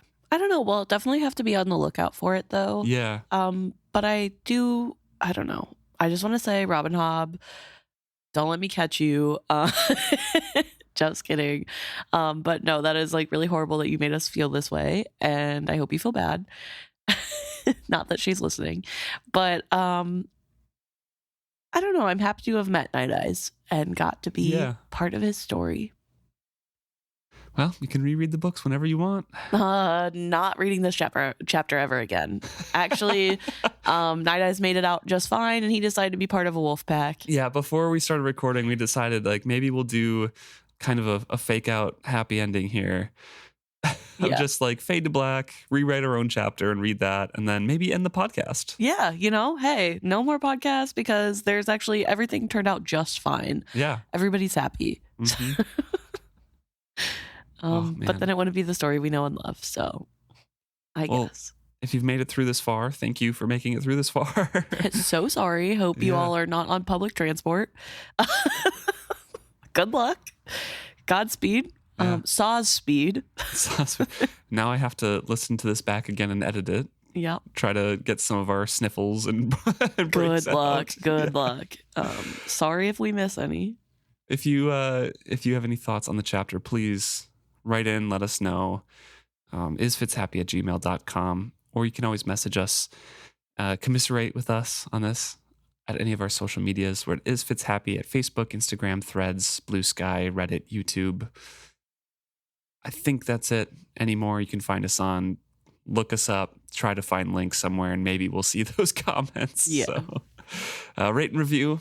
As always, try not to mention how much we cry or how much we made you cry, if that is the case. I think it might scare away first-time listeners. So. Although, I don't know. They read the books. So. Yeah, they read the books, so who knows? Thank you so much for tuning in. Yeah, we really appreciate you guys. We'll see you next week.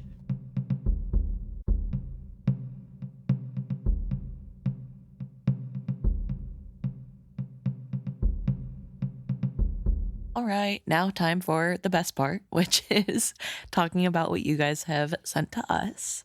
Before we do, I just want to throw in, I'm not sure if I don't remember if I thanked you last time, but thank you, Jess, for supporting on Ko-fi. Just can't remember who I all said and who I have not yet. Yes. So thank you for everyone's support on Ko-fi for us. Thank you. And we have some really good topics to talk about today, starting first and foremost with Peculiar Ponies on Instagram, who sent in a really good thought that when we were talking about the skill signs in kids, I see some overlap in skill and wit with the physical fight one, since a wit user can also make someone stumble / back off in those situations. Right, with the repel. With repelling, yeah. I wonder if someone saw Fitz do it early in book 1 and took it for skill ability. Could be, yeah. Yeah, I love that theory. It's hard to say why they thought to put Fitz in there. Because not everybody who is a Farseer has the skill, right? That's true.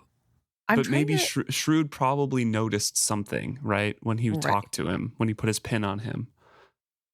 I also wonder if it could be the repelling being mistaken as skill. But I'm also wondering if there were other things he was doing. We know that he was really bad with guarding his mind. Yeah. And so I'm wondering if he unknowingly shared dreams with Shrewd and Verity before. Could be. But we also know Patience is the one who said, like, no, you are going to train Fitz as a prince. True. So maybe it was just Patience. Maybe Patience said, just do it anyways. Yeah, you know? let him try. Yeah. That's his birthright. And I'm his mom and I say so. Yeah. Interesting thought, though. Thank you. We had a message on, or a comment on Facebook on, I just lost it because it's Facebook. I think it was episode 274. Yes. The beach one, where we were talking about skill stream and like the being in the skill and what is the skill and all those sorts of things. I brought up that the skill beings, I feel like, are kind of an amalgamation of different entities and souls who have kind of come together, and they create a big gravity well almost, and like attract other things towards them. And Hedwich Irene commented saying, my crackpot theory is that the bowling balls on the bed that you mentioned, which is my analogy for it, of drawing things towards those dense entities. What if those dense entities, or like the bowling balls, are actually the pillars? When you enter, you roll towards the destination pillar. The entities are attached to the pillars and assist in attracting, the people going through these skill pillars for travel in some way. Since they haven't had regular use in a long time, a couple people hopping through wouldn't be noticed, or those weaker in the skill would not get noticed and would get lost or unravel without the help of the entities. Fitz is strong, so he noticed the entities this time. Which is a really interesting theory. Like, it depends on how they were made. If somehow these skill pillars are kind of like the vertices that these souls have to attach to, and when you enter one, you're not really feeling all of the skill river or the skill itself. It's just the area right around the entry pillar or the destination, whichever one you rolled to.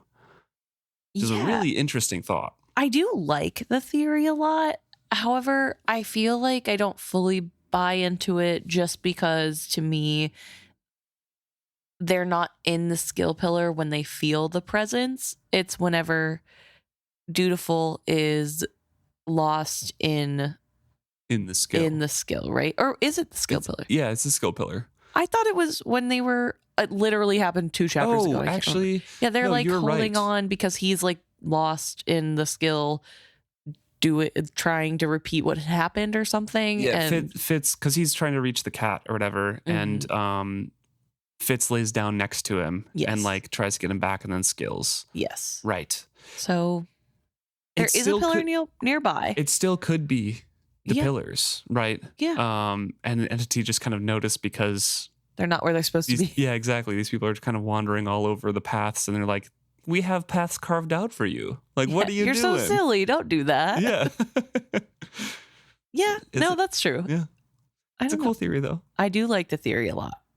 Irene also says that, because we had a question about if Dutiful is referencing, like, I felt a father-like figure, if that was him thinking of Verity, if that was about the entity and the father-like figure he felt, or if that was about Fitz. And Irene says, Fitz holding on to everything that he recognized as Dutiful fiercely is what Dutiful feels as a father. I would agree. Okay, I don't think I said this in the episode. Maybe I did. I don't know. But I do also feel like the big reason that they have this disagreement is because Dutiful was feeling himself being pulled together by Fitz and wasn't aware of the grander things happening with Fitz being put together by this other entity. I don't think Dutiful experiences the entity at all. That's my personal opinion. Sometimes I have these theories and we don't get to it just because I forget in the moment to talk about it, or something else pops up and then we don't ever get back to it. But I definitely believe that Dutiful didn't experience the being. He experienced Fitz holding him. Because I think we mentioned this too, I think they have conversations about it later, and I think he brings up the entity, but I could be wrong. So we'll have to be on the watch for that. Yeah, but I mean, I will say Dutiful is inexperienced in the skill, Right. and didn't even know what he was doing in that moment. Yeah. He was losing himself. Could just be chalking up to. Yeah, like, whatever it is. yeah, it was an entity that held me together, a fatherly entity, but it's just Fitz. Yeah. So I don't know. But thank you very much, Irene. Yeah, thanks, Irene. We also got some emails. First, starting with Simon, who is talking a little bit about the pillars. Yeah. And they wrote in to say that the cost of skill pillars was paid by those who made them. One of the stones from Mislevjal says that the people who made them age prematurely and have to be cared for because they've sacrificed themselves for everyone. So I assume that the traveler who uses them properly doesn't lose anything. As Emma says, the pillars are made to enable travel, and that's what they do. Some of the it felt wrong stuff is because Fitz uses pillars to travel in both directions, and his Levjal stone, plus the experience of a naughty skill user who watched the memories coming and going there, says they're a one-way system, but I don't know if that's why the heat happens. So, yeah, it's crazy to think that they're a one-way system still. Like yeah. I know it's in the book, probably. I just don't believe it. I mean, I guess it's like a doorway, right? Like that has an entrance sign in the grocery store. You can exit the entry. It just is annoying to get in and out of, right? Like that's what I'm assuming. So I feel like it's still a door, but a door built for the people going one way. Right. You don't want to be going the wrong way. So I do like that information being put in, but it did make me think of a theory, because it's talking about how the people who built the pillars were sacrifices. Yeah. And we know that the Mountain Kingdom is very close to a old Elderling city. Okay. So presumably that's part of their history. And so if you think about at the beginning of this chapter, how we're talking about how there's the legends of the old kings of these people, or I guess sacrifices, they sacrificed everything for their people. I'm wondering if part of that comes from the legend of sacrificing everything for the trade routes and the opening of the door. That's a really big tinfoil crackpot theory. You know what? And I love it. I love doing that. I don't ascribe to that at all, but it's fun. It's a fun little, like, hear me out. I think that's like a fun little, it started as they were really skilled users who were willing to sacrifice. And they're like, wow, that's a real leader. And now it's the leaders have to sacrifice their lives. Except we know it started from White Prophet. I mean, yeah. Okay, touche. But then maybe they knew of you can use legends to your, there's no rule that they can't lie. True. Well, Simon, thank you very much also for the pictures of Wilfred, your pet there, your pet gecko. Not a pup, but a good pup. Yes, good pup. But also, I hope you listen to this episode in a little bit less public place than the train as you listen to the past one, because both of them are emotional. So yeah, both these episodes. It's a tough one. It's a toughie. And I also feel like there's something, maybe I'm just an empath, but I think there's something to hearing other people cry that makes me cry more. And so sorry if that made you guys cry more. Yeah. Sorry. Well, thank you very much, Simon, for sending that in. Our last email we got was from Melissa. And they have some thoughts on episode 274 and 275. So first off, wants to talk about the Treasure Beach. Yes. And Melissa points out that in this world, fate is real. Yeah, that's their belief that fate, that the gods / Ida, El, Sa are all one being. Like, it's all kind of being directed. Yes. And I think this is a really good thing to think on. And Melissa goes on to say that it's really interesting when you think of how even when people who don't know the lore of Other Island come to the beach, they still find what they are meant to find. Dutiful finds a figurine that looks just like the woman he's about to be betrothed to, almost as if the universe is saying where his loyalty should lie. And Fitz finds those feathers that go in the hat. That's part of his previous life that he glimpsed in the first trilogy. And it's almost like the gods are saying, you know, like, you have to trust your catalyst nature. Like, you have Trust in the the mission. answers. Yes. So I really like that. I think that's enough of the answer to a mystery to me. Yeah. Like, that it's just magic is real, basically. Melissa says it's the Force TM, basically. Yeah. You know?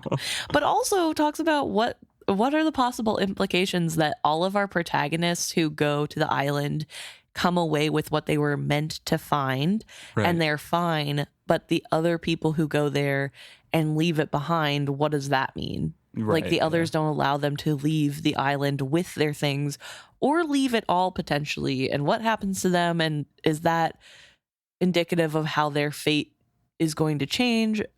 I love that line of questioning. I would love to know more. Yeah. Unfortunately, I don't think I have a good enough guess, because we will never know, but I like it. Melissa also has some thoughts on the being in the skill stream and the skill itself. So to start off this, Melissa's like, the skill is everything. You know, it's just like earth, water, fire, whatever. Just the skill is there. It's a physical thing. It is everywhere. It's a part of everything. And the beings, they think, are a spirit of a dragon. However, because they're nice, that also means that ego lives in the body, and that when you enter the skill stream, all of that kind of physical presence is leached away, that pride is leached away. Just like how Fitz enters into the skill stream, and at first he's like, I have a duty to this thing, I need to do all these things, but eventually, the longer you're in there, all of those purposes kind of leach away from you and leave you just as a singular you, if you're strong enough to stay together. Right. So that's a really interesting thought to begin with. So Melissa really thinks that it's a souls of dragons. Yeah. Those beings. Yeah, those beings are the souls of dragons. It's just that, like, ego left that makes them. And that there has to be a bunch of them there because of the cataclysm and just from being alive for so long. Right. And I mean, if you think about it, the dragons get their memory from skill-infused sand. Right. It's like the mud that they chew and spit out. So I'm not like, it seems like it's mud or dirt then, but it like also is with their saliva. But importantly, it has to be the right kind of mud, and it has that silvery streaks in it. And so I mean, if all of the dragon memories are in the skill, it would make sense, because then it's also getting imbued into the dragons in their rebirth process. Right. Yeah. So I don't know. I think it definitely can make sense in the world and what we know of the world. I do wonder if that means that beings come and go from the skill stream, like with the awakening of the new dragons, if that makes sense. I don't know. And I also wonder if maybe even dragons used to be nicer. I know that they've said that they had egos, but like, I wonder if they were kinder to the beings that they chose to be kind to. You know what I mean? Yeah, like, I mean, I think that's, dragons can have their favorite little mice as well. Yeah, exactly. I don't know, but I really like the idea.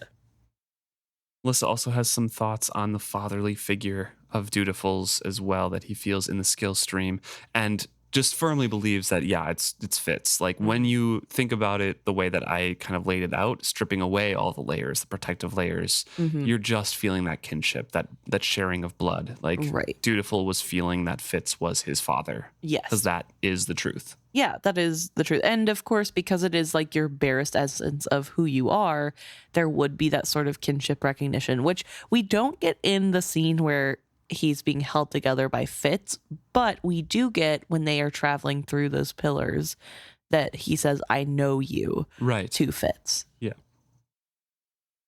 Melissa also says, side note on the chapter. I read ahead last night to this episode, actually. So she read this chapter and says, I needed to get it over with. And I said to myself, you are not going to cry this time. You see it coming. You know what happens, and you have cried enough about it. Well, guess what? And Melissa also gave us an anecdote about the first time they ever read this scene, is that they had it rented as an ebook through their library, and was trying to finish it. And in the middle of this scene, before it ended, a pop-up happened asking if they wanted to return the book or keep reading because it was almost due. Yep. And through the tears, they pressed the wrong button and accidentally returned the book, which was on waitlist. So they had to wait another month to finish this chapter. Crazy. And was immediately like, I would have gone to every bookstore and bought it immediately wherever it was. I don't think I could wait a month. You're stronger than I am. I would have been losing my mind. Oh, man. Yeah, it's definitely a tough one to even just read it through once and then get it over with. But like, if you have to wait after getting like halfway through, you're like, what is happening? What is going on? What is going on? Oh. And then there'd be that false hope of like, well, maybe it isn't the end because you don't get to read it. Oh no, I couldn't do it. Well, thank you so much, Melissa, especially for the pictures of your pups as well.